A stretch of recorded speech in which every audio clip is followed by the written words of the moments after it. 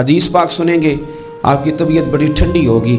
میرے نبی پاک صلی اللہ تعالیٰ علیہ وسلم ارشاد فرماتے ہیں کہ جو بندہ سوال سے بچنا چاہے گا، ارادہ کرے گا اللہ میں نے کسی سے نہیں مانگنا، فرمایا جو سوال سے بچنا چاہے گا رب اسے سوال سے بچا لے گا، اور جو لوگوں سے بے نیاز ہونا چاہے گا کہے گا یا اللہ مجھے دنیا داروں کا محتاج نہ بنا، اپنی بارگاہ سے عطا فرما۔ جو لوگوں سے بے نیاز ہونا چاہے گا اللہ لوگوں سے بے نیاز کر دے گا، اور فرمایا جو صبر کا ارادہ کرے گا اللہ اسے صبر کی توفیق بھی عطا فرما دے گا۔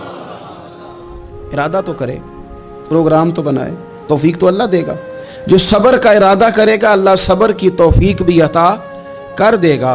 اور حضور صلی اللہ تعالیٰ علیہ وسلم فرمانے لگے یاد رکھو کسی بندے کو جو بہترین تحفہ دیا گیا ہے نا، اگر کسی کو کوئی بہترین عطیہ ملا ہے تو پھر اللہ تعالیٰ نے اسے صبر عطا فرمایا ہے، یہ بہترین تحفہ ہے۔